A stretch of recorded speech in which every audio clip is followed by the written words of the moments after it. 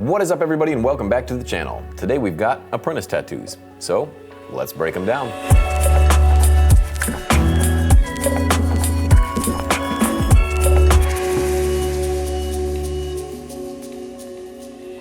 Once again, welcome back. As I said earlier, today's episode is all about apprentices. These are people who are not quite full-time tattooers yet. But that doesn't mean I'm gonna go any easier on them because they could use all the help they can get. This week, there are a lot of doozies, so let's just jump right in. All right, this first one comes in from Dylan Sikes, and Dylan, you mentioned in your email that you've been apprenticing for about 6 months now. And this first one you sent over is, yikes. We might have to call you Dylan Yikes from now on. Not sure what's up with this one. I'm really not sure what's up with that peen up at the top. I would call this a nutterfly. That's the cutest little pecker I've ever seen. Not that I've seen a lot of cute little peckers. No kidding. Might be small, but it's cute. Jesus Christ. Sorry, that thing is really distracting. As far as the tattoo itself goes, the design is really weird. For many reasons. Not really sure what's happening with the gap in the front teeth. I feel like it's really strange and it looks out of place. Almost like an accident. Maybe you drew one half of this nutterfly and then flipped it and then drew the other half and there were no teeth there, but you gotta put those teeth in. I think this concept is okay if you were to make a really good looking design and pull it off well, but right now it just looks like a child's drawing. Technically, there's a lot of flaws as well. I think the outlines could use a lot of work. You know, you just really gotta slow down and make sure that these things are solid. The little tuft that's next to the nose on either side, one is very sharp and the other is very round, so it doesn't really look symmetrical. In fact, nothing really looks symmetrical, even though it looks like it's supposed to be. The two lines at the top by where that peen is sitting, I think, should have been connected all the way. Yeah, I just don't know about this one, Dylan. I think the pupils are awful small as well, and they're not really round. I don't know if this is a setup to add color later or what, but as it sits, it's just really basic. If this was one of your first tattoos as an apprentice, I would say that you bit off more than you could chew, because there is a lot of elements to this, even though it doesn't look like it. And something with this much symmetry, you really have to be on your game. You did send in another one, this cute little Halloween design, and I would say this one looks a lot better and is definitely geared more towards an apprentice. That doesn't mean it's perfect by any means, because there are still some flaws, but this is the kind of tattoo that you should be tackling, at least for right now. Obviously, there's a couple little wiggles on the outlines, especially around the pumpkin on the top right, and it does look like you went outside the lines a little bit if you look inside the hollow part of the pumpkin's mouth. The outline on the ghost really isn't too bad. It's pretty clean, pretty simple, but again, that's the way it should look. The outline on the bat does look a bit blown out. It looks like I can see some gray coming up behind the outlines, but the black is well packed. So I'll give you some props on that one. You definitely stayed in your lane more on this one, and it's not that bad. You did send over one more that I would like to take a peek at because I've got a couple questions. This loyalty over royalty on a forearm. I also think this is the kind of tattoo that you should be tackling right now because this is what's going to hone your packing skills. However, you can tell, especially when you look up close, that there are a lot of holidays in this black, especially in the L, O, Y, pretty much all the letters. Much like the other tattoos, there are still some squiggles here and there, and you can really see that around the L. It's nothing too bad, but it's definitely still present, and that's something you really have to clean up, especially when it comes to script. One more thing I'd like to touch on. What kind of chicken shack did you take this photo in? I'm assuming this isn't a shop because the other photos you have things wrapped up and there's an actual floor, whereas this photo, it looks like it's taken in a barn. And being an apprentice, you really have to be conscious of where you're taking your photos because these are what your clients are gonna see and potentially land you an actual full-time tattooing position. I hope this photo was taken just to send to me and it's not on your actual Instagram portfolio because personally, I wouldn't want to book with you if I did see this on your page. Sorry to be hard on you, Dylan, but somebody's gotta tell you the things that you shouldn't be doing. Now, as far as the things you should be doing are focusing on your lines, focusing on your packing, and really just slow down. Make sure you pick designs that you know you can pull off. Generally, I tell apprentices, especially somebody on the 6-month mark or under, to do palm-sized tattoos and smaller. Because you want to focus on your fundamentals. You don't want to rush the gun and do these massively huge tattoos and then end up shooting yourself in the foot. But I do appreciate you so much for sending these over, allowing me to take a peek, and I hope you send me some more work in about 6 months. All right, the next apprentice up is Ollie from Melbourne, Australia, and Ollie, you mentioned you've been apprenticing for about 2 months. You also mentioned in your email that you skipped fake skins and you tattooed your mentor within the first week of apprenticing. And I'm gonna go ahead and go out there and say it, it's probably not a great move. It seems like your mentor might be doing you a disservice. Tattooing within 1 week of your apprenticeship is probably gonna build you some bad habits because because there's a lot you need to learn before touching actual skin. Either way, let's check out what you sent in. All right, the skull is not as bad as I was expecting, but it's still not great. There really is no excuse to not use fake skins when they are readily available. You know, it will teach you things on how to hold your machine. It'll build your muscle memory on how to achieve different strokes and just get you more comfortable overall. Because a lot of these mistakes could have been nipped in the bud before attempting them on real skin. Like the weird shading in the mouth and even the eyes. I have to say the shading in the eyes is pretty brutal. I don't think you had this design on paper beforehand because I think you would have caught the shading in the eyes before you did anything and you probably wouldn't have shaded in those round parts. I could be wrong, but I don't think so. I think if you would have left those lightly shaded round parts in the eyes, skin tone, it would have been a lot more menacing. It just seems like that was a last minute move and it kind of bit you in the ass. Or maybe you just accidentally filled some of those areas in and you just decided to fill them in completely. The line work really isn't terrible for winging it. I gotta say I am surprised. But again, that doesn't mean they're great. The shading just looks very crude and almost rushed. And again, that's something you could have learned on fake skin. Learn how to push those shades where you need them to go so it doesn't end up being so patchy. Like if we zoom in to the top of his hood, you can tell where you put that solid black up next to the outline, although there are some holidays, and then you decided to shade away from that solid black. But it just didn't work out. You can tell you were moving your machine all sorts of different directions, and I really think that's something that could have been prevented. However, I will say, if this is just a week in, really not too bad, but let's see what else he sent in. Now when it comes to this dagger, again, I think you kind of rushed some things because the first thing I noticed is you going outside of the outlines on that hilt. This just shows me that you really got to slow down and put those shades where they need to be. Up at the top where that diamond is, it looks like one of those lines really got away from you.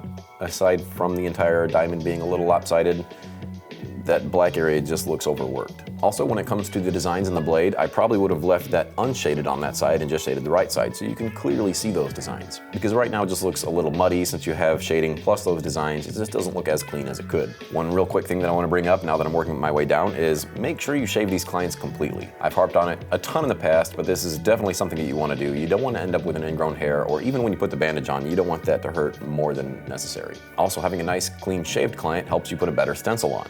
Anyway, the red looks a little light for my taste. I probably would have used a darker red just so it pops more on the skin, or just outline those blood drips in black altogether. As this thing heals and ages, those red blood drops are just going to fade over time and they're not going to look as crisp as they could. When it comes to traditional tattoos or tattoos like this, it's beneficial to use black outlines where you can. I probably would have used the same size outline as I used throughout this entire tattoo just to make those reds pop a bit more, and it would have stood the test of time. But overall, really not too bad for only being 2 months in. I would just say don't be scared to use fake skin on your off time, because it's only going to help.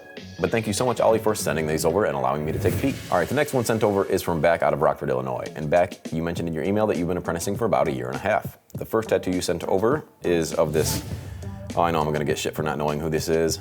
It's gotta be a cowboy of some sort. I don't fucking know. I'm gonna go out on a limb and say this is some kind of Western character, and I don't watch Westerns. Sue me. Somebody please let me know in the comments, because I honestly have no idea. Either way, I really like this tattoo, although there are a few flaws. The first thing I would say is try to smoothen out that background, because I know this thing is meant to be a solid flat gray panel, and right now it's just pretty patchy. It would really help if you just moved your needle in the same direction throughout this entire panel. Right now it just looks like you were shading all sorts of different directions, and that's why it looks patchy. And I'm not saying it looks bad, but it could definitely look better. I really like the attempt that you made with the outline separating the two reds. To me, that shows that you've got some sort of experience, because had that outline not been there, those reds would have blended together a bit too much. The yellow in the smiley face is a bit patchy, but yellow is a really hard color to get nice and smooth. I will say I'm not the biggest fan of the white highlights you've got in the shadowed area of the cowboy's face. I just don't think you'd have white highlights in a shadowed area. It also would have made that shadowed area a lot more dynamic had you not had those highlights in there. But overall, I really like this design. I love the pop color that you have, the cactus, the smiley face, even the bold outlines in his shirt. It just makes for an overall nice dynamic image. But he also sent over this Juice WRLD portrait that I want to touch on, because it is a pretty great portrait and it shows a lot of control. But again, I'm not the biggest fan of those white highlights, especially in the lips and underneath that eye. The white highlights in the eyes look great, and I think they would have looked even better had you not had those highlights in the lips and underneath the eye. But tattooing for only 1.5 years, I really am impressed with a lot of the decisions you made in this portrait. But you did send over one more that I'd like to check out before I send you on your way. And that is this colorful little match tattoo that again shows a lot of control. It really looks like you took your time on this one. Although I'm not a fan of some of the areas, you can really tell that you took your time and made this tattoo as clean as possible. The one thing that really bugs me, and it's not that big of a deal, is this dark red shade at the bottom left. it just seems out of place. And I know the matchstick is supposed to be burning at the end, but it really looks like the whole thing has been set on fire, and you've got a couple little squiggles here and there, but I know how hard small tattoos can be. I would say if you are going to outline any part of this tattoo like you did on the bottom right, then outline the entire thing, or just use a gray wash outline. Because right now that black outline just seems really out of place. But again, I will say that your experience really shines through here because that saturation is well put in and it shows that you've got some sort of control. So if I had to give you any pointers, I would just say slow down a bit to work on that saturation and don't overdo it when it comes to the whites. You don't have to rely on those white highlights to make a tattoo look finished because personally, I just think they're hurting you. Try to do a few tattoos without those white highlights or just use them where necessary. But overall, solid tattoos, and I thank you so much back for sending those over. Real quick, I want to take a break and give a praise to the company that makes this all possible, and it's a company I truly believe in, Mad Rabbit Tattoo Aftercare. They've got everything you need for your tattoo, after your tattoo, and everything in between. To check out everything they have to offer, head on over to madrabbit.com and be sure to use my code PONY20 to save 20% off of your entire order. All right, let's get back to it. Up next, we've got a couple sent in from Thomas Reyna. And Thomas, you mentioned in your email that you've been apprenticing for about 2 years and you've been on skin for 1.5 years. The first one you sent over is this cute little Grogu tattoo, and you did send over a healed and fresh photo, which is always nice to see. Let's talk about the fresh tattoo first, and then we'll see how it healed. With this fresh one, I do really like the greens that you chose. The browns do look a bit patchy, and I'm not the biggest fan of the outlines on the bottom. It just looks a bit messy down there. Also, how those lines don't connect on the bottom, I think if you would have connected those, it would have made this thing look a lot more clean. I get it, you're trying to make this thing look like it's melting or some kind of watercolor look to it, but you do need these things to heal up well over time. Also, I've never been the biggest fan of putting black shades on top of black shades. Like if you look up to the left side where that ear is and the inside of the ear, you've got black shading on the bottom of the green and you've got black shading on the top part of the inside of the ear. I would say just pick one and stick with it, or don't use any black at all. You could have black shading blending into the pink part of the ear, but then maybe don't use any black on the green part just so it has some nice separation. Or just use a dark green where those dark shades are supposed to be. Since that is such a very light green, you don't necessarily have to use blacks. You can get away with using a darker shade of the same hue. But overall, the outlines are really solid, especially on the top part of Grogu's head. They're just nice and clean. I love how it's solid black and then immediately skin tone. There's no weird gray areas in between. I just wish you carried those same outlines throughout the entire piece. And if you did want the bottom to look a bit more faded, then just use a really thin gray wash outline and connect those all the way through. One spot where you could have used more blacks is in that brown. Since brown is a darker color overall, I think you could have gotten away with using a lot more blacks, especially in those folds. It would have just broken up those areas of brown and it would have made it a lot easier to saturate those browns. There's also a couple spots of shading that don't quite meet up with the outline, especially when it comes to that bowl on the inside of the bowl and on the top side of the outside of the bowl. Just make sure you're taking your time to really put those colors up next to the outline. It'll make for an overall cleaner tattoo. But let's check out how this thing healed up. All right, overall not too bad. The browns did lighten up quite a bit, and I do think it would have remained stronger had you used some of those blacks like I said earlier. I do like how the green healed up. Those light greens can be really tough to use, but this thing looks pretty well saturated. I'm almost surprised that you got the green to be that well saturated and the browns not to be. It almost feels backwards. I personally have a lot more tough time with light greens than I do with brown. Either way, if we look towards the bottom, that's definitely my least favorite part because I really don't like the way that those outlines healed up, especially since they're not connected. And if you're trying to make it look like watercolor, commit and really make that thing look like watercolor. Check out a few artists online and see how they make watercolor and use some of their tricks for this, because it just looks like melting chocolate to me. If you were to just take that melting part away altogether, this thing would have been a lot cooler of a tattoo, and it would look finished, because right now with that bottom, it just doesn't look quite finished to me. And personally, I probably would have used a different color in the background altogether just to make that green pop a lot more. I think a nice purple would have been cool, but as it sits, it works. It doesn't look bad. But you did send over another one. It's this Snorlax and a bowl of ramen. Surprise, surprise, I do know some Pokemon. I learned Snorlax from Pokemon Snap when I was like 14. With this tattoo, I have a few more issues than I did with the Grogu tattoo, especially when it comes to the ramen itself. It just looks like bloody spaghetti. Not the biggest fan of how the reds just disappear and it turns into gray wash. I don't really know why you did that. Also not the biggest fan of how you packed the yellow on the right side of his belly. With the right side, it just doesn't look as well packed as it does on the left side. With the left side, it really looks like you took your time and went slow to pack those nice yellow light tones in. I'm not sure if you were rushing on the right side or what, but I have a feeling when all that blood goes away and this thing heals up that belly's probably gonna look a lot lighter. When it comes to light tones like this, you really just gotta slow down and push that ink in. Ow!